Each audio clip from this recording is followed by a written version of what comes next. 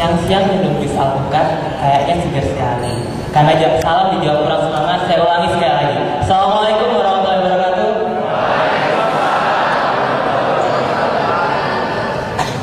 Baca Al-Quran dengan tartil agar Allah memberkahi. Karena Allah suka yang ganjil. Kita tambah satu kali lagi. Assalamualaikum warahmatullahi wabarakatuh. Alhamdulillah. Assalamualaikum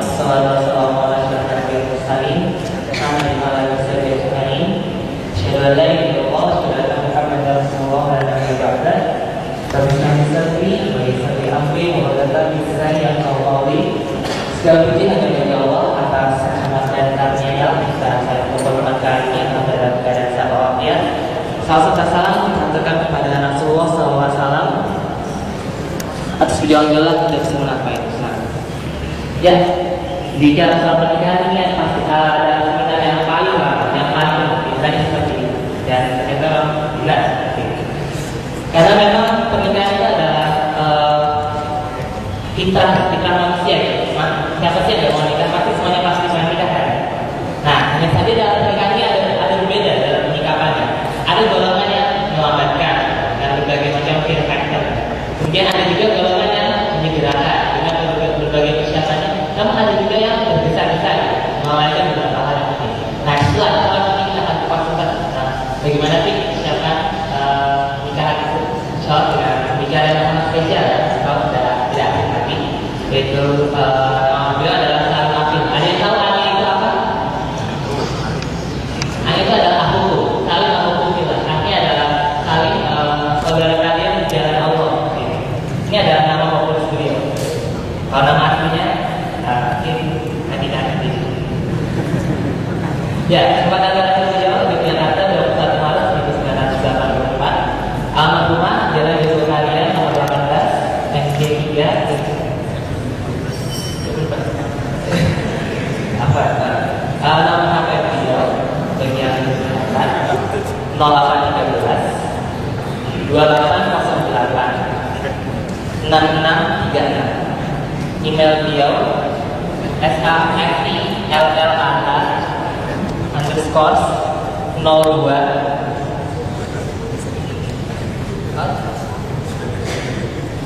Oke, ulang SAFILLAH_01 ya ada salah ya SAFILLAH01@gmail.com. Latar belakang pendidikan beliau SDN Negeri Waru Wetan, SMPN 2 Purworejo, SMAN 1 Yogyakarta, jurusan Teknik Elektro, Fakultas Teknologi UGM, dan prodi Psikologi UIN Sunan Kalijaga. Pengalaman profesional dan pengalaman kerja beliau, Ketua 2 OSIS SMAN 1 Yogyakarta, Ketua Komite Dakwah dari Kerja Pelajar Islam, Staf Departemen Pemberdayaan Pelajar LP3M Asawa, Staf Biro Dakwah Forum Silaturahim Remaja Masjid Yogyakarta, Departemen Pembinaan KSAI Al-Uswah, Biro Pembinaan Kader Pembahasan Takfir Masjid Jogokarian, Staf Bidang Media, Mas. Ya, Sekretaris Eksekutif LSDM Riyadh Muslim, Presidium LKDKI Borders, Pengasuh Program Kajian Pranikah MI 92,3 FM. Adapun buku yang beliau terbitkan, insyaallah banyak ya, dan bestseller semua. Jadi yang pertama itu Nikmatnya Pacaran Setelah Pernikahan. Itu beliau tulis sebelum menikah ya. Yes. Ya, ketika akan menikah seperti itu. Kemudian Agar Tidak Dari Cemburu Padamu, Gue Never Die, Bahagianya Merayakan Kita. Itu adalah buku-buku tentang pernikahan. Namun selain itu beliau juga menulis buku-buku lain seperti Saksikanlah Bahwa Aku Seorang Muslim tentang akidah. Kemudian Jalan Cinta Para Pejuang, Dalam Dekapan Ukhuwah, dan yang terbaru itu Kicauan Menyimak Kicauan Salib. Lanjut makna ya di tentang tweet beliau seperti itu. Nah, foto beliau, hidupku untukmu, apalagi matiku. Insyaallah itu saja, tidak perlu panjang lebar. Untuk selanjutnya saya serahkan kepada Ustaz Salim Abdullah. Saya silakan.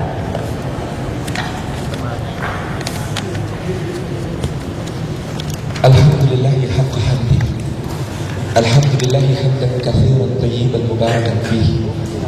Alhamdulillahi hamdan 'adada khalqihi wa rida nafsihi وزينة عرشه ومداد كلماته نحمده ونستعينه ونستغفره ونتوب إليه ولا نعبد إلا إياه ونتوكل عليه اللهم فصل وسلم وبارك على سيدنا وحبيبنا وشفيعنا ومولانا محمد المصطفى وعلى آله وأصحابه وكل من اتبع هداه ثم أحييكم بتحية الإسلامية تحية طيبات مباركة تحية من عند الله تحية أهل الجنة السلام عليكم ورحمة الله وبركاته.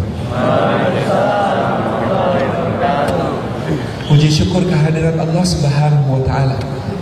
Pada kesempatan yang indah ini Allah menghimpunkan kita di sebaik-baik tempat. Mudah-mudahan setiap langkah yang kita tempuh menuju ke tempat ini menjadi pemudah jalan kita ke surga. Dan mudah-mudahan perhimpunan kita ini adalah taman di antara teman-teman surga. Dan mudah-mudahan Allah mencurahkan rahmatnya, menaungkan sayap malaikatnya, menurunkan sakinah ketentraman ke hati kita, dan menyebut-nyebut kita semua dengan bangga pada makhluk-makhluk mulia yang ada di sisinya. Ikhwan dan akhwat yang disayang Allah Subhanahu wa Ta'ala, nikah adalah syariat muamalah pertama yang Allah karuniakan kepada manusia. Ketika Adam dan Hawa berada di surga, belum ada jual beli, belum ada hutang piutang, belum ada pinjam meminjam, belum ada muamalah yang lainnya. Yang ada baru satu muamalah, yaitu pernikahan di antara mereka. Kemudian membentang di dalam sejarah maka Al-Imam Asy-Syatibi ketika merumuskan maqasidus syariah ad-daruriyah, maksud-maksud diturunkannya syariat yang paling pokok mendasar primer, beliau menyebutkan di antara maqasidus syariah itu setelah hifdzuddin ada hifdzun nafas, dan yang ketiga adalah hifdzun nasab, menjaga keturunan. Disebabkan Allah Azza wa Jalla mengaruniakan cinta dan syahwat kepada manusia untuk memperindah hidup mereka. Dikatakan oleh Allah di surah Ali Imran ayat yang ke-14, zuyyina lin-nasi hubbus syahawati minan nisa wal banina wal qanatiril muqantarati minadh dhahabi wal fiddah wal khailil musawwamati wal an'ami wal hars dzalika mata'ul hayatid dunya wallahu 'indahu husnul ma'ab.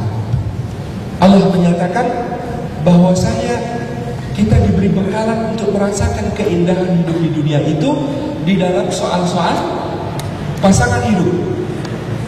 Maka ujian pertama Anda di dalam hidup ini biasanya soal pasangan.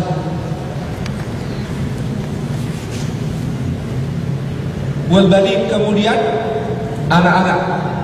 Karena hurufnya wawu berarti bukan meloncat ke bab berikutnya, tetapi bergabung. Dalam bahasa kita itu deret yang diintegralkan. Sudah deret diintegralkan pula. Istri, pasangan hidup, kemudian anak-anak. Jadi bukan, wah ujian tentang wanita sudah selesai, sekarang ujian tentang anak. Enggak, itu bergabung. Maka kemudian ada seorang kawan saya yang tidak usah ditiru di dalam soal perkataannya ini. Kata beliau, kalau ketemu anak kecil ingat anak sendiri, kalau ketemu akhwat lupa istri sendiri. Karena ujian itu tidak hati-hati, terus akan kemudian menerpa. Demikian pula yang akhwat gitu. Wal qanatir muqantarati minadh dhahabi wal fiddah, juga kemudian ujian yang digabungkan berikutnya dengan anak istri adalah harta yang banyak dari emas maupun perak. Lalu wa khailil musawwamah, dan juga kendaraan-kendaraan pilihan, kuda-kuda terseleksi yang indah, yang bagus. Lalu wal an'am, dari investasi yang bisa beranak pinak, binatang-binatang ternak. Wal hars, lalu investasi yang terjamin, keamanan nilainya karena selalu bertambah. Al hars, ladang-ladang, properti kan.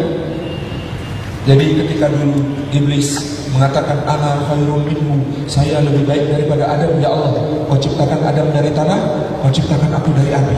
Agaknya ada kesalahan di situ. Sebab apa? Dari dulu harga korek api segitu-gitu aja, harga tanah naik terus.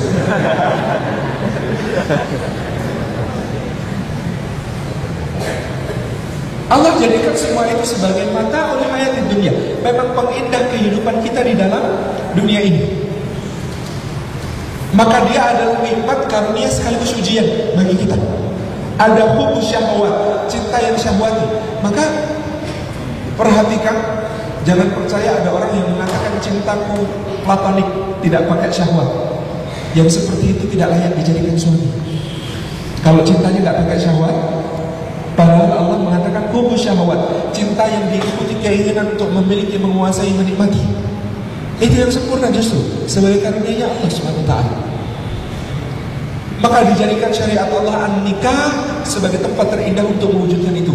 Lam yura lil mutahabbaini, kata Nabi sallallahu alaihi wasallam, mithla nikah. Tidak terlihat bagi dua orang yang saling mencintai tempat untuk mengekspresikan cinta itu yang seindah pernikahan. Jadi karena cinta ini dikaruniakan oleh Allah Subhanahu wa taala terhadap lawan jenisnya, terhadap pasangannya, maka Allah memberikan satu institusi, satu wadah yang disebut sebagai pernikahan.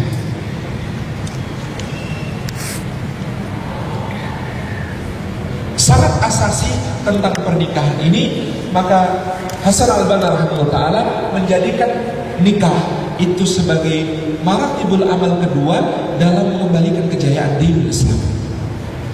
Ketika orang sudah islahun nafas, memperbaiki diri pribadinya masing-masing, menjadi sosok yang saleh dan muslim, sosok yang baik dan memperbaiki sesama, maka tidak bisa tidak bagi seorang yang semacam itu untuk bersegera membangun sebuah rumah tangga, takmilul baitil muslim, bina al-usrah al-muslimah, membentuk rumah tangga islami. Karena apa? Karena kemudian rumah tangga islami itu ada tempat pertama ditegakkannya syariat-syariat Allah dalam kehidupan. Dia batu bata yang kemudian sudah menyusunkan bentuk seperti apa akan terwujudnya kejayaan Islam. Itu rumah tangga. Karena Anda bayangkan kalau ada 1 juta pejuang muslim tapi tidak menikah semua, kira-kira 50 tahun lagi masih ada pejuang apa tidak? Tidak ada. Kenapa? Karena tidak diwariskan, karena tidak kemudian ada keberlanjutan. Maka orang-orang saleh yang kemudian oleh Allah Subhanahu wa taala belum dikaruniai keturunan untuk melanjutkan generasi dakwah itu senantiasa khawatir. Ibrahim belum diberi oleh Allah sampai rambutnya berubat, sampai kulitnya keriput, sampai tubuhnya usur, terus memohon kepada Allah. Zakaria, Imran, begitu. Yarisuni, yang akan mewarisiku, wa yarisu min ali Yaqub, dan akan mewarisi keluarga Yaqub. Ini bagian penting karena di sana ditegakkan sebuah rumah tangga yang akan melahirkan generasi pelanjut dari semangat untuk kembali kepada nilai Islam. Selesai audiensi. Jadi bagaimana kita memandang tentang nikah ini sebagai sebuah syariat yang sangat penting di dalam diri Islam. Sampai-sampai Rasulullah menyebutnya sebagai separuh agama. Barang siapa menikah, maka telah sempurna separuh agamanya. Jangan berhenti sampai di situ, ada kelanjutan di hadisnya. Maka hendaklah dia bertakwa kepada Allah kepada dalam soal separuh yang lainnya. Maka hendaklah dia bertakwa kepada Allah dalam soal yang separuh yang lainnya. Tapi kalau tidak menikah berarti separuh tidak. Karena nikah itu separuh dari agama. Dan Allah Azza wa Jalla di dalam Al-Quran menyebut nikah itu sebagai mitsaqan ghalidha. Mitsaq, perjanjian ghalid yang membelit dengan sangat berat. Kata mitsaqan ghalidha dalam Quran cuma muncul 3 kali. 1, dalam perjanjian Allah dengan para Rasul ulul azmi, agar mereka menyampaikan risalah yang dititipkan oleh Allah tentang tauhid itu kepada umat apapun resikonya yang harus mereka dapati. Mereka harus sabar, mereka harus teguh, mereka harus istiqamah. Fastaqim kama umirta. Istiqamahlah sebagaimana diperintahkan. 2, mitsaqan ghalidha muncul dalam perjanjian antara Allah Subhanahu wa taala dengan Bani Israel. 1 LDK Di masa lalu yang sangat dahsyat namanya LDK Bani Israel. Ketua LDK-nya namanya Musa. Dan kalau Anda jadi ketua LDK, banyaklah bercermin kepada ketua LDK yang namanya Musa, karena dia ketua LDK yang nasibnya paling tragis pada sejarah. Ya kan, Musa itu Masya Allah tabarakallah ngajak kaumnya dibebaskan dari perbudakan, dibebaskan dari penjajahan. Bagaimana lautan terbelah, mereka lihat bersama-sama. Mereka menyeberang sampai ke ujung tanpa kakinya basah. Fir'aun ditenggelamkan. Atas kuasa Allah turun kepada mereka manna dan salwa dari langit. Manna itu lebih lembut dari susu, lebih manis dari madu, lebih sejuk dari salju. Dulu waktu ngaji pertama membayangkan es krim. Es krim salwa itu daging burung panggang. Daging burung panggang tambah es krim, digurun Sinai siang-siang. Masya Allah gitu. Bukannya bersyukur, kata mereka, ya Musa lantas berdoalah ta'amin wahid fad'u lana rabbaka. Fad'u, berdoalah engkau lana untuk kami rabbaka, kepada Tuhan. Kenapa tidak berdoa bersama-sama kepada Tuhan kita semua, untuk kita semua? Tidak. Dan kata mereka ketika diberitakan berjihad, fadhhab anta wa rabbuka faqatila innaha huna qa'idun. Berangkatlah kamu berdua, hai Musa, bersama Tuhanmu, berperanglah kalian berdua, kami duduk-duduk menunggu di sini. Coba kalau ketua JMMI dibegitukan sama anak buahnya. Besok acara dalam rangka perhelatan yang sudah kita sepakati bersama, mohon panitia hadir setengah jam sebelum dimulai untuk persiapan. Kerjakan berdua bersama Tuhanmu, kami duduk-duduk menunggu di sini. Jadi ada ketua LDK paling tragis nasibnya sepanjang sejarah, namanya Musa. Banyaklah bercermin supaya kita teguh, supaya kita sabar. Seperti Nabi kemudian mengatakan, semoga Allah menyayangi saudara Musa, dia pernah disakiti lebih parah daripada ini. Itu yang bikin Rasulullah teduh. Misalkan Ghalidah ini perjanjian antara Allah Subhanahu wa taala dengan Bani Israel, ketika kemudian Allah mengangkat gunung Tursina di atas kepala mereka. Seakan-akan Allah mengatakan di dalam perjanjian itu, kalau kalian sembarangan, gunung ini yang menjadi saksi dan gunung ini yang akan aku timpakan ke kepala kalian semua. Misalkan Ghalidah itu, jazakallahu anna khairan. Mudah-mudahan kalau di Gaza itu ada kata-kata wazawwajakallahu bikran, dan semoga Allah menikahkanmu dengan malaikat yang dengan bidadari yang perawan. Itu orang Gaza kalau doain kita kalau terima kasih itu begitu. Nah, ikhwatullah, ini perjanjian yang berat. Satu kata yang muncul cuma 3 kali. Satu tentang para Rasul ulul azmi, 2 tentang Bani Israel yang gunung Tursina di atas kepala mereka, yang ketiga tentang pernikahan. Maka dia bukan perkara yang sembarangan, sangat serius, sangat besar. Bukan untuk menjadi bahan olok-olokan di antara kita, dan bukan untuk menjadi bahan candaan di antara kita, juga bukan bahan untuk membuat kita merasa jauh. Ada buku saya, katanya sebagian orang yang membeli buku saya temennya bilang, aku tidak baca yang itu deh, aku masih jauh. Diamini malaikat baru tahu rasa. Masih jauh, amin, 50 tahun. Semoga kamu nikahnya 50 tahun lagi. Masih jauh. Tidak, ini sangat serius, maka persiapannya pun serius sejak awal. Ini akhwat sudah lama ya baliknya ya. Maksud saya kalau ada yang baru balik, mau saya sampaikan untuk bilang kepada orang tuanya. Jadi yang masih umur 11 tahun, 12 tahun dapat haid pertama itu, saya minta untuk menyampaikan kepada bapak ibunya, Pak, Bu, saya sudah haid sekarang, kapan saya dinikahkan? Itu bapak ibu, apa maksudmu? Nanti tahun kedua bilang begitu lagi, Pak, Bu, saya sudah setahun dapat haid, kapan saya dinikahkan? Aduh, ya Allah, jangan bikin ibu serangan jantung. Kamu tuh masih kelas 2 SMP, nah. Sekolah dulu yang benar ya Pak, ya Allah gitu. Itu tahun kedua, tahun ketiga diulang lagi, tahun keempat diulang lagi, nanti tahun ke-10 diulang lagi. Pak, Bu, saya sudah 9 tahun loh dapat haidnya, kapan saya dinikahkan? Itu kan pertanyaannya itu sudah beda. Memangnya sudah ada calonnya? Sudah, di Lauhul Mahfuz sudah tertulis. Clear? Ketika kita kemudian memikirkan sejak awal, maka persiapan itu juga sejak awal.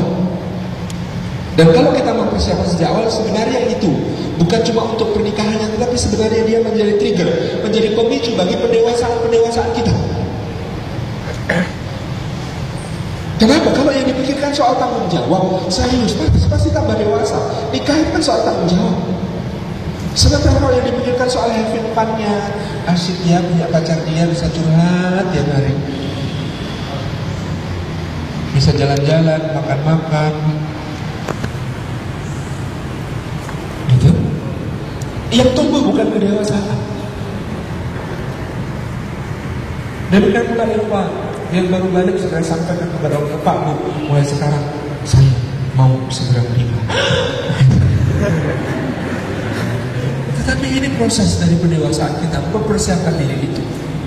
Ketika Allah apalagi sudah mengaruniakan, selain balik, juga kemudian tanda-tanda untuk kemudian membuat kita sudah mulai tertarik kepada lawan jenis. Tahu apa yang namanya jatuh cinta? Kalau Anda sudah jatuh cinta, usahakan Anda jatuh cinta kepada sebanyak mungkin orang, jangan cuma satu. Waktu SMA kelas 2 saya jatuh cinta kepada 18 akhwat. Penting kepada Anda untuk jatuh cinta jangan cuma kepada satu orang. Kenapa? Karena ini kan soal jatuh itu gak apa-apa lah, sakit-sakit sedikit. Karena soal nikah itu bukan soal jatuh lagi, nanti soal bangun cinta.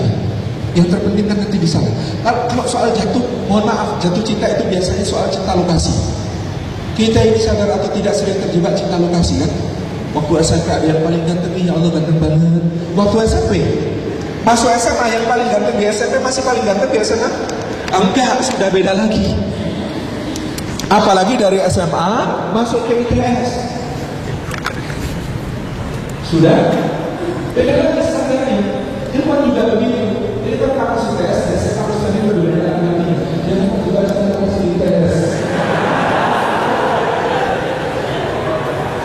Dunia ini luas, maka kemudian kalau kita jangan pada satu malam, satu juga begitu. Lalu pada siapa yang masuk kriteria yang kita dalam masalah, maka dari saya dekat-dekatkan diri, pinjam catatan, biar punya alasan datang ke rumahnya, dari catatan dia pakai.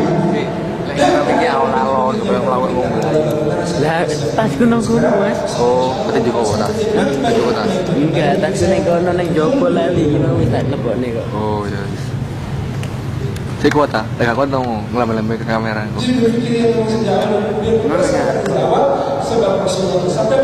kalau di kota itu keter. Iyalah. Wahai sekalian pemuda, siapa di antara kalian yang telah mampu bahkan itu apa?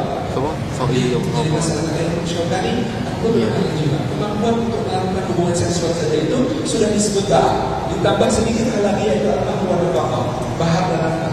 Kalau itu sudah, maka sudah tertutup. Bagian tersebut adalah kemudian yang beristri, adalah yang menikah. Ada sahabat yang punya kriteria ada Rasulullah, ternyata dia belum menikah. Rasulullah berburu kali menyakitkan. Kukira bahwa ini temannya syaitan. Kukira bahwa ini temannya syaitan. Umar bin Khattab mengikirnya dan kita lagi. Ada pemuda diberi oleh Allah Subhanahu Wa Taala keluasan kemudian tidak segera menikah, kemungkinannya dua: satu banyak maksiat, dua kemasyarakat.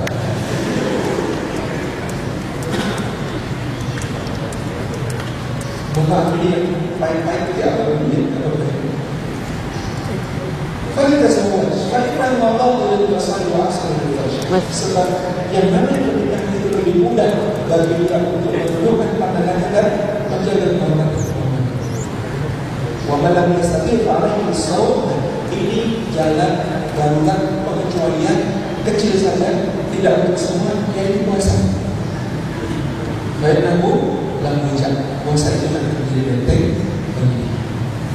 Dan karena tadi Rasulullah mengatakan manistata, siapa yang mampu, maka jika itu dia mampu, bukan sekedar mau. Kalau mau, nanti harganya sama kayak presiden pidato pemutaran itu, rakyatnya kan juga sudah khawatir, ya Allah ini presiden kita gimana gitu. Tapi gemetarannya ini sangat kuat. Bayangkan, yang namanya Khalid bin Abdullah Al-Qasri, gubernur Makkah yang kemudian sangat zalim dan menyiksa banyak ulama, membunuh banyak tokoh-tokoh hebat. Itu para pemimpin sebelumnya gak ada yang berani mecat. Ketika Umar bin Abdul Aziz jadi khalifah, dia mengatakan kepada Khalid bin Abdullah Al-Qasri, kamu sekarang ikat dirimu dan masuk ke penjara. Dia taat itu, ngikat dirinya sendiri, kemudian masuk ke penjara jalan sendiri. Saking takutnya kepada Umar bin Abdul Aziz. Sebab apa? Umar bin Abdul Aziz tidak ada yang dia takuti kecuali Allah. Kekuatan ruhiyah yang macam itu yang kita perlukan juga untuk menikah. Karena kita akan menanggung bukan cuma beban hidup kita sendiri, tetapi juga orang-orang di sekitar kita, keluarga kita, istri kita, anak kita, mertua kita, ipar kita, semua. Kita memerlukan ruhiyah yang terjaga, hubungan dengan Allah Subhanahu wa taala. Ketika Nabi SAW dikatakan oleh Allah, innalaka fin nahari sabahan tawila, hai Muhammad, engkau di siang hari punya urusan yang panjang, melelahkan, berat. Apa kata Allah Subhanahu wa taala kepada Muhammad? Apakah Allah mengatakan, hai Muhammad, maka karena kamu di siang hari punya urusan yang panjang, melelahkan, di malam hari tidurlah yang cukup, minimal 8 jam, minum susu sebelumnya, cuci kaki jangan lupa. Apakah begitu? Subhanallah, tidak. Allah mengatakan, qumil laila illa qalila.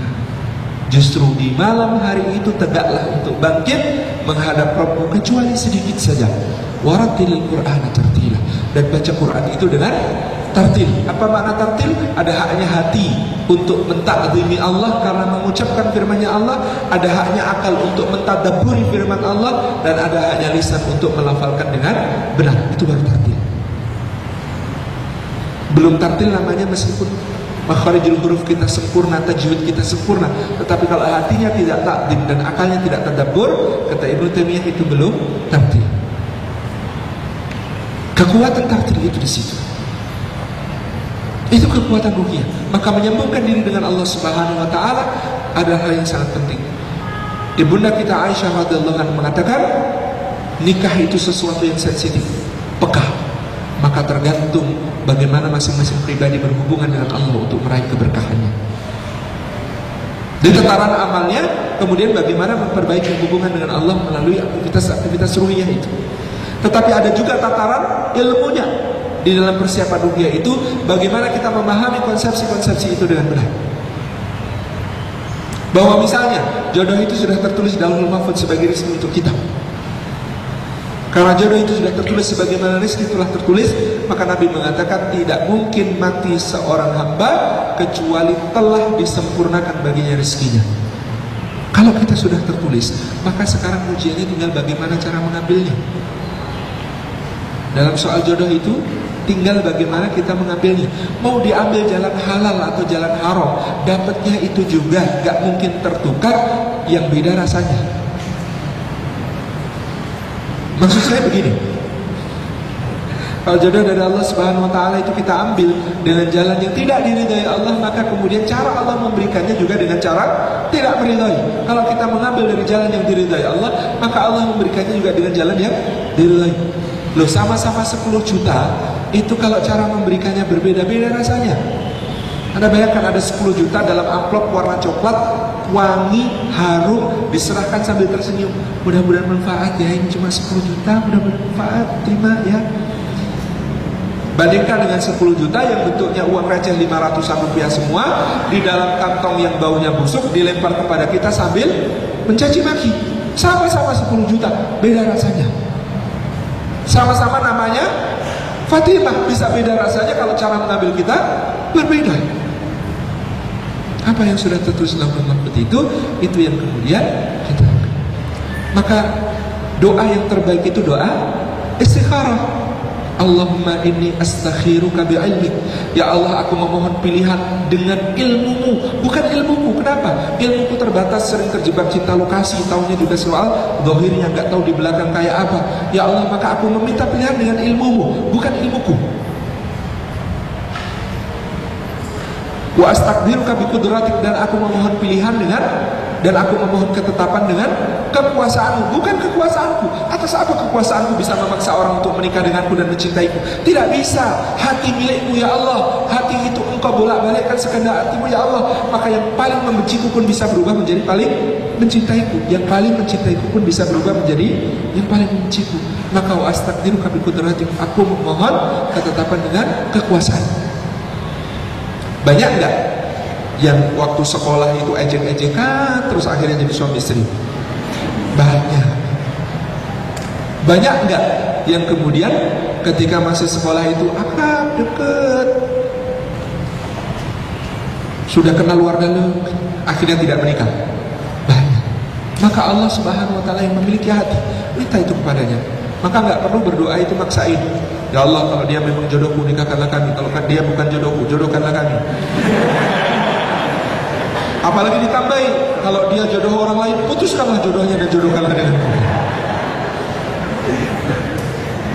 Tidak, ada konsepsi yang benar tentang ini. Dan Anda tidak perlu mencari jodoh yang sempurna. Anda hanya perlu mencari jodoh yang tepat. Karena yang sempurna itu memang tidak ada. Saya sering bertanya untuk ngetes para ikhwan. Ikhwan, pilih istri tipe Khadijah apa tipe Aisyah? Dua-duanya. Itu kan mau nyedir. Ada yang mengatakan saya pilih tipe Khadijah. Kenapa? Lembut, keibuan, baik hati, tidak sombong, gemar sedekah, penuh dukungan kepada suami, luar biasa support gitu ya. Menjadi pelabuhan, betul-betul pelabuhan yang menenteramkan bagi suaminya. Sakinah betul kalau sama Khadijah. Mau yang begitu? Mau. 15 tahun lebih tua mau. Mikir loh.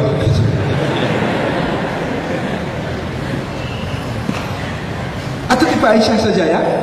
Aisyah cerdas, cantik, imut-imut, lincah, sporty, suka olahraga gitu ya. Lari bareng sama Rasulullah gitu kan, lomba lari. Terus apa lagi? Cerdas, hafal ribuan bait syair, romantis gitu. Mau yang kayak Aisyah? Mau ya? Siap dengan sifat pencemburunya yang sahih dalam banyak hadis. Sedang menjamu tamu, monggo silakan dimakan gitu ya. Tapi kan lagi begitu sama tamu, tiba-tiba Aisyah datang, lagi cemburu. Ambil piringnya, banting di depan tamu. Siap punya istri begitu? Enggak, memang kita bukan Muhammad sallallahu alaihi wasallam. Kalau kita istri kita begitu banting piring di depan tamu, kan kita paling bilang, istri nggak tahu diri, suaminya yang nggak tahu diri gitu. Jawabannya kan begitu. Itu masing-masing jadi nggak tahu diri. Kata tamunya ini orang yang berkeluarga nggak tahu diri. Tapi apa yang dikatakan Rasulullah SAW ketika Aisyah membanting piring di depan tamu, senyum aja, senyum kemudian mengatakan, mohon maaf ya, ibu kalian sedang cemburu. Dah, gitu aja. Simple dan menyelesaikan masalah. Gitu. Jadi tipe apa? Khadijah apa Aisyah? Ya berumur Aisyah bertipe Khadijah gitu.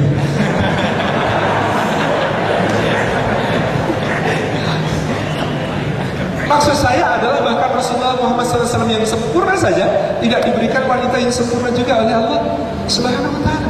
Ya memang kesempurnaannya terletak pada ketidaksempurnaan itu untuk saling mengisi, saling melengkapi, saling menguatkan, saling mengokohkan.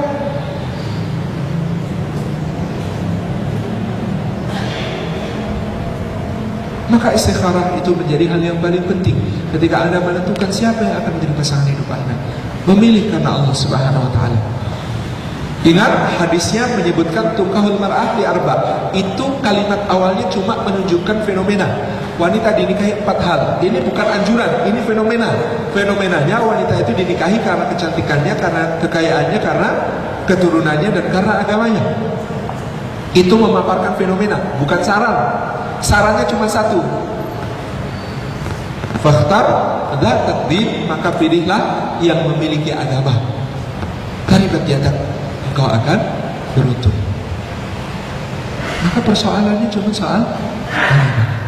Soal agama itu apa? Apakah jumlah ilmunya? Tidak. Soal agama itu ilmu dibagi amal, makin bagus yang paling mendekati 1, lalu kemudian ditambah C, konstantanya adalah kemauan untuk belajar. Gitu ya. Ilmu dibagi amal, Yang paling bagus adalah yang paling mendekati satu. Karena kalau ilmunya banyak, amalnya sedikit, bahaya. Amalnya banyak, ilmunya sedikit, bahaya juga gitu. Dua-duanya bahaya. Nah, ilmu dibagi amal mendekati satu, dan ada keinginan terus untuk maju, belajar tanpa henti.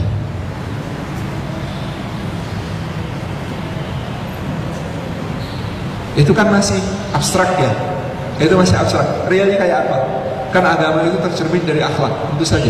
Tetapi kita harus lihat bagaimana seseorang satu memenuhi haknya kepada Allah. Berarti soal ibadah itu nggak boleh tinggalkan. Dua, bagaimana sikapnya, akhlaknya kepada ibunya. Jadi ikhwan, kalau pilih istri, lihat sikap calon istri Anda kepada bundanya. Dan itu tidak harus lihat sendiri, bisa tanya. Akhwat juga begitu, pilih suami, lihat sikapnya kepada bundanya. Dua, lihat sikapnya kepada kawan sebaya. Kawan sebaya, bagaimana dia menghormati, bagaimana dia menjaga rahasia, bagaimana dia amanah terhadap aib, bagaimana kemudian dia saling menasihati dan menguatkan. Lihat sikapnya kepada kawan sebaya. Empat, lihat sikapnya kepada anak kecil. Maka guru TPA itu calon yang perspektif gitu. Itu di situ tercermin akhlak. Itu di situ tercermin akhlak. Ini persiapan ruqyah ini siap dalam konsepsi-konsepsi ini juga. Nanti dalam konsepsi risi saya jelaskan dalam persiapan finansial iktisadiyah insyaallah. Nah, juga siap untuk sabar dan syukur. Anda begitu menikah itu, kalau Anda, mohon maaf, Anda masih belum menikah, bujang dan perawan, biasanya ujian Anda itu grafiknya sinusoidal. Ngomong di ITS kan terus begini gitu. Grafiknya masih sinusoidal gitu ya. Artinya tidak analog kan?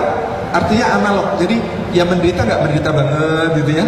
Kalau senang ya nggak senang banget gitu. Tetapi begitu Anda menikah, itu grafiknya berubah menjadi digital.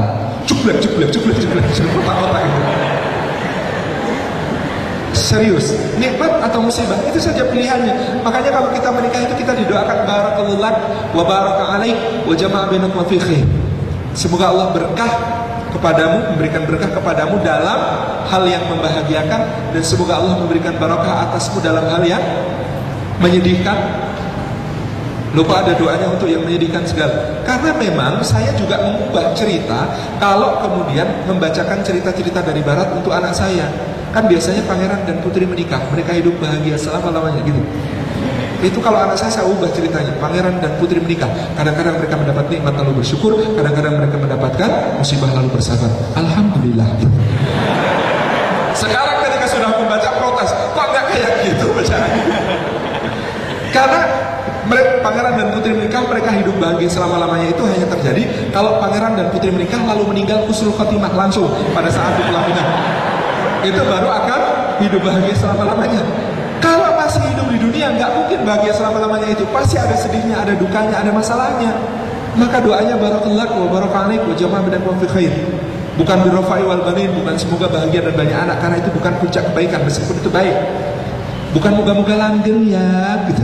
Kita kan gitu ya, moga-moga langgeng dunia akhirat. Bagus nggak langgeng dunia akhirat didoain begitu? Belum tentu. Di Quran ada pasangan langgeng dunia akhirat nggak bagus, namanya Abu Lahab dan Ummu Jamil. Itu kompak di dunia nyakitin Nabi, di akhirat kompak masuk neraka.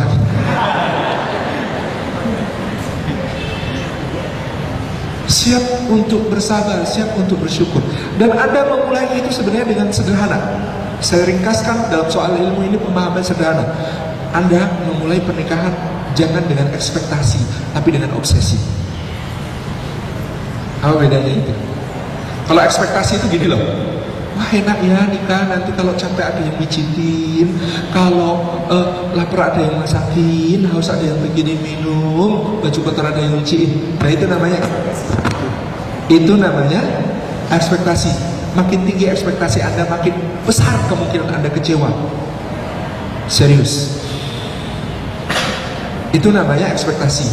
Kalau obsesi, oh, Masya Allah, nanti kalau menikah saya akan menjadikan istri saya ini saya perlakukan sebagaimana Rasulullah memperlakukan Aisyah. Nanti kalau saya menikah, saya akan menjadikan suami saya itu saya perlakukan sebagaimana Fatimah memperlakukan Ali. Nah itu sudah obsesi. Kalau ekspektasi tadi itu kecewanya di mana?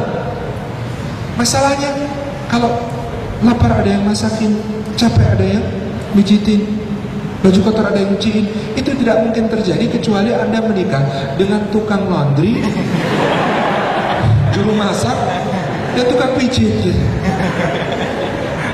Ada juga Anda yang diminta mijitin, ada juga Anda yang diminta masakin, ada juga Anda yang diminta untuk. Tetapi kalau kemudian Anda memulai dari obsesi, insya Allah bagus.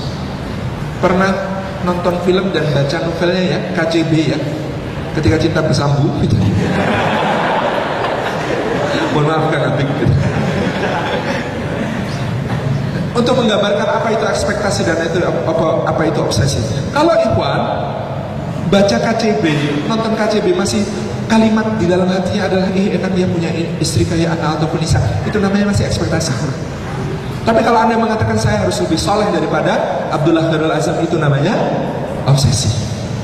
Ahwat juga begitu, enak dia punya suami bakul tempe gitu, penjual bakso gitu. Nah itu masih ekspektasi. Obsesinya adalah saya harus lebih salihah daripada anak atau Nisa. Itu ya persiapan ruqyah, bisa dipahami. Oke, 2, persiapan ilmiah, persiapan ilmu sakafiyah, wawasan. Banyak pernikahan bermasalah bukan karena kurang cinta, tetapi kurangnya ilmu dalam mengekspresikan cinta. Kok bisa gitu? Iya, karena kita berangkat itu biasanya dengan doktrin yang sudah tertanam di otak kita. Apa bunyinya? Cintailah orang lain sebagaimana kamu ingin dicintai. Gitu ya. Dan itu kalau diterapkan kepada suami, istri bermasalah. Sebab apa? Laki-laki dan perempuan berbeda, anatominya berbeda, fisiologisnya berbeda, maka dengan itu pula kebutuhan-kebutuhan psikologisnya berbeda. Kalau ada konflik rumah tangga, saya kadang-kadang kemudian melisik, ternyata suaminya merasa sangat mencintai istrinya, istrinya merasa tidak dicintai oleh suaminya. Demikian pula sebaliknya, istrinya merasa sangat mencintai suaminya, suaminya merasa tidak dicintai oleh istrinya. Masalahnya apa? Berarti masalahnya bukan cintanya, masalahnya ilmu bagaimana mewujudkan cinta itu. Karena berbeda tadi. Konon katanya, nih dari kita mulai dari anatominya, laki-laki dan perempuan sama-sama punya belahan otak kiri dan otak kanan. Tetapi sel-sel yang menghubungkan, jaringan yang menghubungkan kedua belahan otak ini, kanan maupun kiri, ini kemudian beda. Pada perempuan lebih banyak daripada laki-laki yang namanya corpus callosum, menghubung antara belahan otak kiri dengan otak kanan.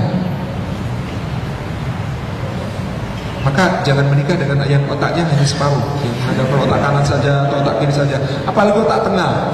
Tanya teman-teman kedokteran, otak tengah itu otak reptil, primitif banget, itu isinya seks gitu, itu isinya makan gitu. Makanya saya heran kok sekarang ada pelatihan otak tengah, ada otak ini. Ini semuanya kan ya Allah harus dipakai semua. Nah corpus callosum ini penghubung ini, laki-laki dan perempuan itu beda. Perempuan lebih banyak. Jadinya apa? Perempuan biasanya konsekuensinya lebih multitasking daripada laki-laki. Laki-laki itu model kerjanya step by step, langkah demi langkah, selesaikan ini dulu, baru itu, baru itu, baru itu. Maka angka kecelakaan di Eropa, laki-laki yang menyetir sambil menerima telepon genggam itu 300% lebih tinggi daripada wanita. Sementara wanita itu saya melihat takjub, kenapa? Bisa sambil nyusuin anak, sambil masak, sambil terima telepon, nonton telenovela. Bayangkan betapa dahsyatnya kehebapan multitasking seorang wanita.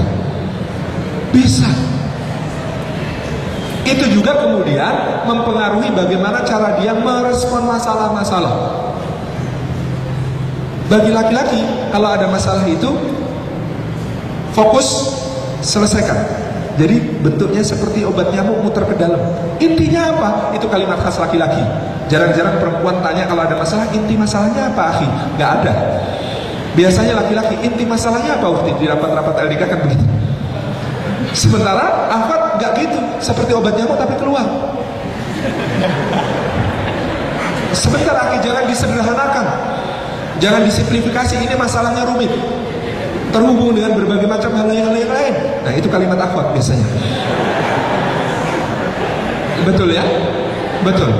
Maka ada suami mengeluh, tolong Ustaz, istri saya itu kalau marah histeris. Saya bilang, mungkin maksudnya histeris akhir. Bukan Ustaz, histeris. Maksudnya bagaimana?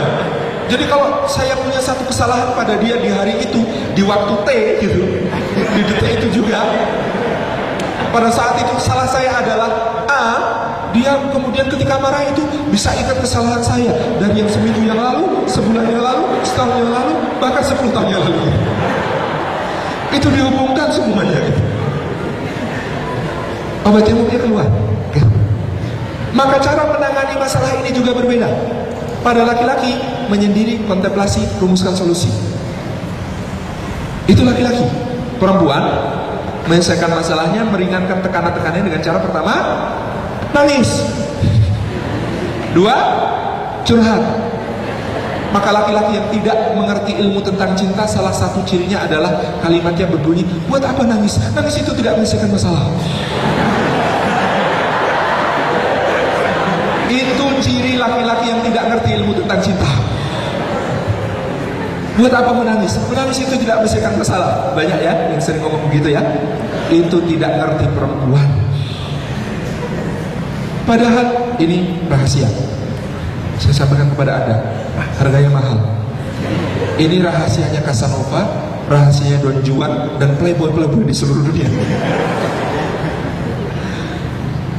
Seorang lelaki yang berbakat untuk dicintai wanita dengan cinta yang luar biasa adalah yang tidak menghapus air mata istrinya dan tidak menyuruh istrinya menghentikan tangis, tetapi menyediakan tempat untuk menangis dengan lega sampai tuntas.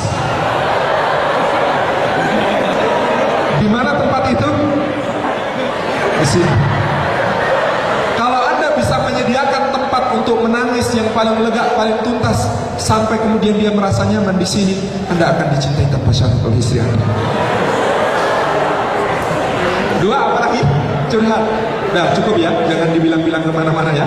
Ini rahasia mahal. 2, yang kedua apa itu? Curhat.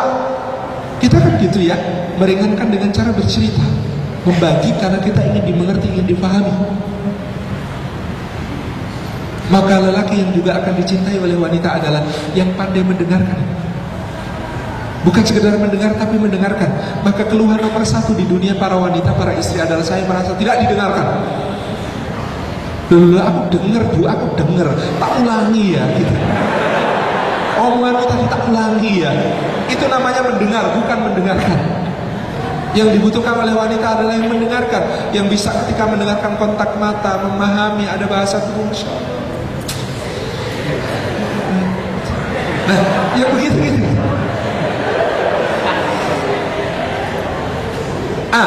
Coba sekarang bayangkan, laki-laki menyendiri, kontemplasi, merumuskan solusi, perempuan curhat.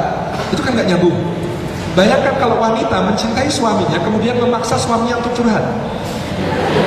Karena dia merasa, saya kalau ada masalah perlu curhat, maka dia lalu merasa suaminya juga harus curhat sama dia. Bayangkan, pas dilempar, tubuhnya dilepaskan ke sofa, sepatu dilepas dengan kaki langsung gini gitu, kemudian kepala gini. Ini kan istri yang solihah tahu, suami saya lagi ada masalah, iya kan? Lalu istri yang gaya hati itu, tapi tidak ngerti ilmunya cinta itu, kemudian mendekati suami bertanya, Mas ada masalah apa? Dan tahukah Anda kalau suami ditanya, Mas ada masalah apa?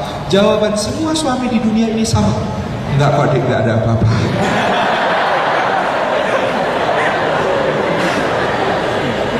Dan bayangkan kalau istri ini terus mengejar, Mas kalau aku ada masalah kan juga cerita sama kamu, masa kamu nggak mau cerita sama aku? Jawaban semua suami di dunia bunyinya, enggak kok Dik, ini masalah aku, kamu nggak usah ikut karena ngerepotin kamu aja, udah biar Mas yang selesaikan, ini tanggung jawabku. Tapi istri juga akan semakin mengejar karena dia merasa suaminya perlu curhat, maka dia akan mengejar mengatakan, Mas kamu nggak percaya sama aku sampai nggak mau cerita sama aku. Coba bayangkan, itu biasanya pasti akan naik tensi pembicaraannya dan jadi pertengkaran. Untungnya Khadijah radhiyallahu anha itu ngerti ilmu macam ini. Coba kalau tidak sirah nabawiyah lain jadinya. Rasulullah ketika pulang dari Gua Hira, dapat wahyu pertama itu kan shock, terguncang. Gimana nggak terguncang? Lagi mikirin umatnya kok kacau ya. Tiba-tiba datang makhluk dari langit namanya Jibril, datang maksa, Iqra ya Muhammad gitu. Datang maksa, dan paksaan itu intinya kan, baik Muhammad, umat sedang kacau, kami serahkan padamu untuk diubah jadi umat yang penuh cahaya. Gimana nggak shock? Itu kan shock, kayak orang tukang kebun tiba-tiba diangkat jadi direktur utama sebuah perusahaan, lalu dibisikin, Pak, nilai utang perusahaan ini 200 kali lipat nilai aset loh gitu. Wah, shocknya bener-bener. Nah, pulang Rasulullah menceritakan berulang kali jatuh bangun, bukan mengejarmu. Jatuh bangun, terseok-seok sampai ke depan pintu kerja, dia mengetuk dan kemudian mengatakan dalam keadaan pucat pasi, berkeringat dingin, gemetaran, zamiluni ya Khadijah, zamiluni. Coba kalau Khadijahnya istri-istri zaman sekarang, buka pintu, ya Allah, ada apa suamiku? Ada apa? Kan masih begitu. Tapi Khadijah, Masya Allah, tabarakallah, lihat di sirah apa yang dilakukan Khadijah. Dia bimbing suaminya masuk ke kamar, dia selimuti di kamar, dia kemudian berjalan ke arah pintu, dari balik pintu dia berdoa, ya Allah, Engkau lebih mampu menjaga dia daripada aku. Khawatir, iya, tapi nanti tanyanya. Jadi kalau Anda mau kemudian dengar cerita masalahnya suami, jangan bertanya di awal masalah, tunggu sampai dia cerita. Karena seperti istri cerita masalahnya, suami sebenarnya juga cerita, tapi tipe ceritanya beda.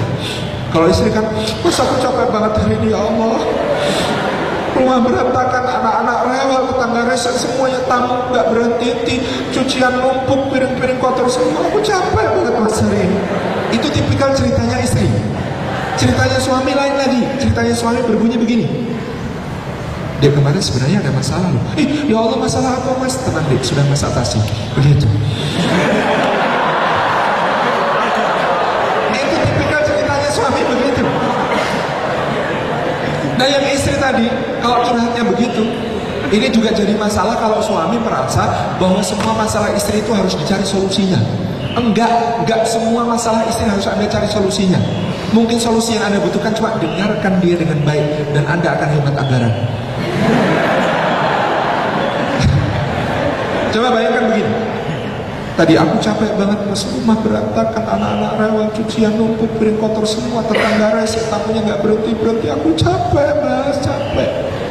Itu suami yang gak ngerti ilmu tentang komunikasi suami istri macam ini akan cepat-cepat mengatakan, oh iya ya, kalau begitu pekan depan kita cari pembantu deh. Solutif gak? Cinta gak kalau begitu? Cinta banget sama istri sampai mau dicarikan pembantu. Tapi jangan marah kalau Anda disalahpahami, karena istri akan kemudian mengatakan, oh jadi selama ini kamu anggap perjuanganku hanya seperti pembantu mas, bisa kamu gantikan dengan mudah dengan mencari pembantu. Kamu gak menghargai sama sekali mas. Itu kan suami mau sini menghargai, mau dicarikan pembantu biar urusannya ringan kok malah dimarahi. Iya, karena gak nyambung komunikasinya. Nah ilmu semacam ini saja perlu dikuasai di dalam melestarikan cinta itu. Tadi dibacakan tentang sakinah. Sakinah itu hadir insya Allah. Tapi yang namanya mawaddah perlu ilmu. Hatta dalam soal berbicara, istri karena saking cerdasnya secara linguistik tadi, seringkali ngomong kalimat tidak langsung. Contoh, mas, aku masih harus masak loh, anak-anak belum dijemput. Itu maksudnya apa? Tolong jemput anak-anak kan? Mohon maaf, laki-laki tidak secerdas itu. Jadi mohon maaf kalau nanti akan ada suami yang menjawab begini, nggak apa-apa, nggak dijemput juga mereka bisa pulang sendiri kok. Gondok nggak gitu.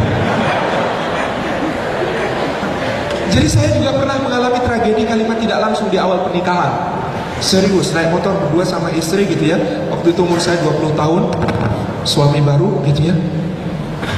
Jalan gitu, lewat rumah makan. Istri saya tanya, yang lapar nggak? Saya bilang enggak. Jalan terus. Loh, ditanya lah ya dijawab loh. Lapar apa enggak? Saya bilang enggak gitu. Jalan lagi, ada rumah makan lagi. Ya, kalau sekarang udah lapar belum? Belum. Sampai di rumah langsung dia masak mie instan. Lalu kemudian dia segera makan. Ketika itulah di dapur di depan kompor saya sadar, tadi yang lapar itu dia. Lalu saya duduk bersimpuh di depannya, mencium tangan dan mengatakan, ya Allah, kok kamu nggak mau? Kalau kamu yang lapar, kalau tadi aku tidak lapar, aku lapar kan buat kamu.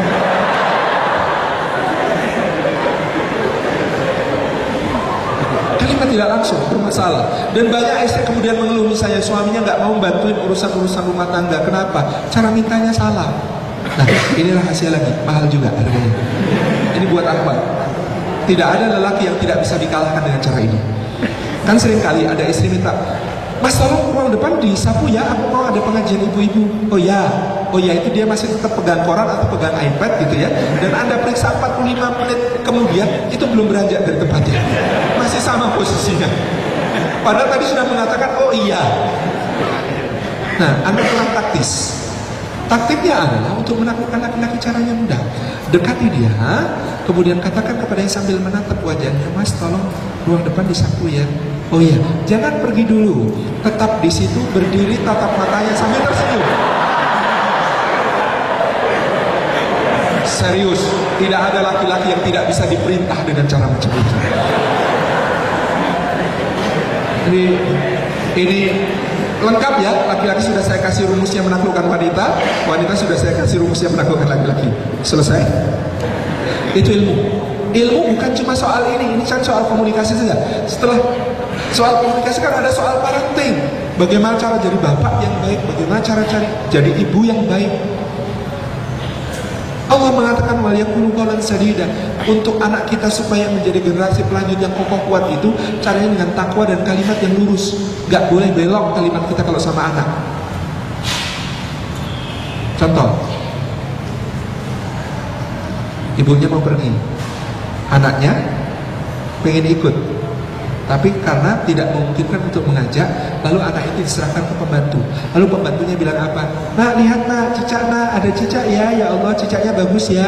Pakai ya Allah, tapi itu kalimat merusak. Karena ketika dia lihat cicak, ibunya menyelinap pergi. Maka apa kata si anak? Oh, gitu caranya. Di dalam hati si anak mengatakan, oh gitu caranya. Saya disuruh lihat cicak, dia menyelinap pergi. Ingat, aku balas nanti. Dia sedang mengajarkan khianat kepada anaknya. Contoh, menyuapi, sendokin gitu ya. Ternyata lebih suka minumannya daripada makanannya. Maka ada ibu-ibu yang ketika nyendok dari mangkok, diampirkan dulu ke gelas, biar seolah-olah berasal dari gelas, biar anaknya mau nelen. Apa yang diajarkan oleh orang tua semacam itu kepada anaknya? Nipu halal nak, boleh nipu itu, bagus nipu itu. Nih kamu ibu tipu gitu. Itu kan pengajaran. Apa gunanya orang tua berbusa-busa bicara tentang kejujuran kalau perilakunya macam itu? Tak sadar kita, sering kemudian itu terjadi. Ada anak kecil lari cepet banget gitu ya. Awas nak nanti jatuh, kata malaikat amin bro gitu. Nah, doanya ibu ya diaminin malaikat gitu. Nah kalau anaknya sudah jatuh, terus apa yang dikatakan ibunya? Ibunya kemudian mengatakan, tuh kan dibilangin juga apa, makanya jangan lari-lari. Loh, padahal lari itu penting ya.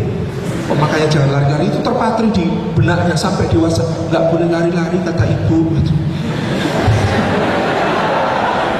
Bayangkan gitu. Atau karena disalah-salahin dia tumbuh menjadi anak yang kemudian blaming, self-blaming terus.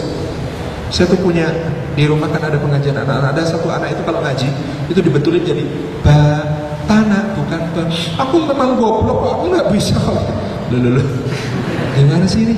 Ternyata karena dididik di keluarganya dengan cara itu, disalah-salahin terus. Ada juga ibu-ibu yang gabus anaknya jatuh. Ini kalau di Jogja banyak itu. Yaitu kemudian nyalain batu. Gak apa-apa nak, gak usah nangis ya. Ini batunya memang nakal ini, batunya memang nakal ini. Nih, bu balas ini, batunya nih gitu. Ada gak gitu? Ada ya orang tua yang macam begitu, nyalahin batu ketika anaknya jatuh. Apa yang terjadi? Anaknya kan cuma mengubah sedikit. Nanti kalau ditanya umur 15 tahun, nak kok nilai matematika kamu cuma 5 gitu. Jawabannya karena batunya nakal, diubah sedikit menjadi karena gurunya killer. Itu aja.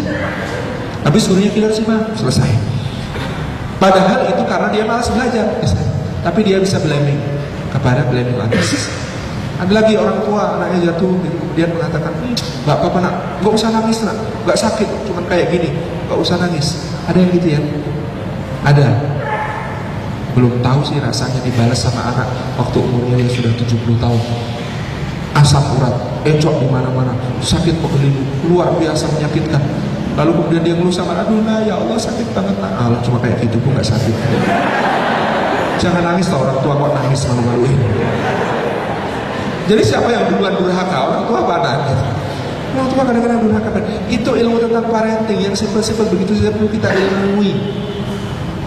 Masya Allah, tabarakallah. Belum ilmu fikihnya, fikih mendasar. Ini laki-laki sudah tahu bagaimana caranya mandi jenabah belum? Loh, itu ilmunya penting. Akhwat juga begitu. Sudah tahu doanya ketika akan berhubungan dengan istri? Hafalkan sejak sekarang. Tapi jangan keras-keras. Dan seterusnya. Persiapan ilmu ya, penting. 3, persiapan fisik. Jasadiah. Kenapa fisik penting? Karena memang kita memerlukan tenaga dan stamina yang jauh lebih besar ketika sudah menikah daripada sebelum menikah. Maka Anda banyak melihat orang yang begitu menikah cepat tua. Kenapa? Karena memang fisiknya tidak mampu menanggung beban-beban yang lebih berat itu. Mentalnya juga tidak. Tetapi fisik ini juga memang perlu diperhatikan. Anda selesaikan masalah-masalah kesehatan sejak sekarang sebelum menikah. Akhwat misalnya ada keputihan, ke dokter sekarang juga. Jangan malu, konsultasikan, selesaikan. Ikhwan juga begitu. Kalau ada penyakit menular apalagi, selesaikan sejak sekarang. Termasuk panu.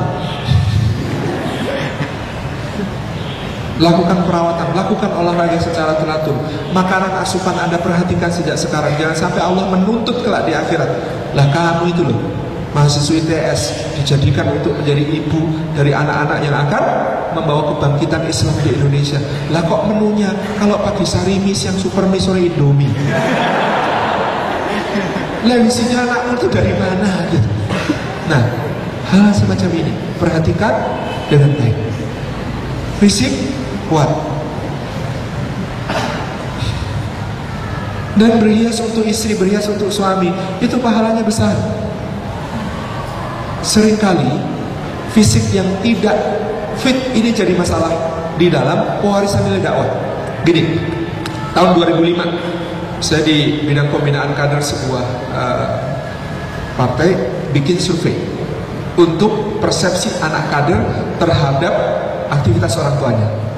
Kaget, shock saya karena 30% anak orang-orang yang giat berdakwah itu mengatakan besok kalau gede saya nggak mau berdakwah. Besok kalau gede saya mau jadi orang biasa aja, nggak kayak Abi dan Umi yang sibuk berdakwah. Loh kenapa? Karena Abi dan Umi yang sibuk berdakwah itu pulang tinggal sisa. Pergi berangkat 100%, pulangnya 5 watt. Redup sekali pulang. Anaknya ngajak main, bentar ya nak Abi, capek sekali habis isi pengajian nak. Abi lelah nak habis dakwah nak. Betapa berbahayanya itu untuk masa depan dakwah. Kalau semacam itu, maka saya tidak takut dibilang pria pesolek, meskipun di dalam tas saya selalu ada pasta gigi, mouthwash, ada, mohon maaf, pelembab, tabir surya, pembersih muka, gitu ya, parfum. Parfumnya pun tidak cukup 1. Kenapa? Bagian penting untuk menjadikan ketika pulang juga harus 100%.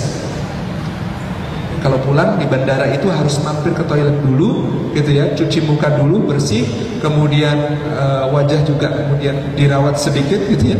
Bahkan kalau perlu pakai lip gloss, gitu. Kemudian ini kalau perlu dirapikan, ini kalau perlu dipangkas, gitu ya. Wanginya juga harus terjaga. Pulang itu 100%. Apa ada dalilnya? Sangat jelas dalilnya. Rasulullah itu kalau pulang berjihad bersama pasukannya, nggak langsung masuk kota, nginep dulu di luar kota, ngecamp di luar kota Madinah 1 malam. Itu apa? Yaitu para suami memangkas jenggotnya, mencukur kumisnya, mandi, pakai wewangian, berparfum, memakai pakaian terbaik. Istri-istri juga di rumah dikirim utusan, diperintahkan untuk membersihkan rumah. Rumahnya harus indah, gitu ya. Masakan harus terlezat, menyambut suami harus terbaik. Bahkan kalau perlu pakai lagi pakaian pengantinnya, gitu. Kalau masih cukup, lalu pulang, gitu. Ini menjadi penting karena setiap pulang berjihad para sahabat itu tambah ganteng, meskipun tambah luka mungkin, tetapi tambah ganteng. Maka istrinya ketika melepas berjihad juga ringan, mas, berangkat jihad mas, semangat mas, insya Allah pulang tambah ganteng mas, gitu. Begitu. Ini bagian penting. Meskipun itu kadang-kadang bertahannya nggak lama. Mohon maaf, saya juga capek pulang. Ketika kemudian pulang ini nanti kan saya dari Surabaya ke Pekanbaru, baru besok siang pulang ke Jogja. Nah, ketika pulang itu kan biasanya juga lelah, karena di Pekanbaru sudah diagendakan 3 acara gitu. Pulang itu kan lelah, iya lelah. Tetapi minimal 1 jam pertama saya pulang, itu lelah itu diendapkan dulu, biar sembunyi dulu lelahnya. Karena pulang itu penting untuk bercengkrama dengan istri, untuk bermain dengan anak, untuk kemudian main kuda-kudaan. Anak saya biasanya naik ke punggung saya terus keliling ruangan gitu ya, rebutan, tarik-tarian apa macam-macam. Itu penting 1 jam pertama. Bahwa 1 jam kemudian kita pamit sama anak, nah sudah dulu ya, nanti lagi abang mau istirahat dulu. Tapi enak daripada pulang-pulang, maaf nak, sana pergi ah. Rusak nggak keluarga yang macam itu? Rusak. Di Ummu Usamah, istri Ustaz Hasan Ismail Hudaibi, jadi mursyid am kedua Al-Ikhwanul Muslimin di Mesir itu, umurnya 67 tahun ketika suaminya di penjara. Nah, ketika itu semua orang bersaksi dan itu kebiasaannya sejak muda, dia itu tidak ditemui di waktu duha dengan pakaian waktu subuh, tidak ditemui di waktu duhur dengan pakaian waktu duha, tidak ditemui di waktu asar dengan pakaian waktu duhur, tidak ditemui di waktu isya dengan pakaian waktu asar. Kesimpulannya apa? Boros. Enggak, maksud saya kesimpulannya adalah wanita ini ingin selalu siap menyambut kepulangan suaminya dalam keadaan terbaik. Jam berapapun suaminya pulang, dia fresh. Fisik ya, persiapan fisik.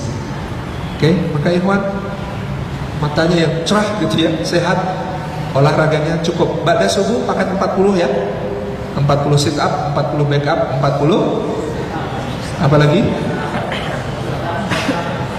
Push up, oke. Cukup itu insya Allah. Habis fisik apa? Baik, iktisadiyah, ekonomi, finansial. Anda harus membetulkan dulu konsep Anda tentang rizki. Akhwat, ingat ini, rizki itu tidak sama dengan angka jumlah gaji. Rizki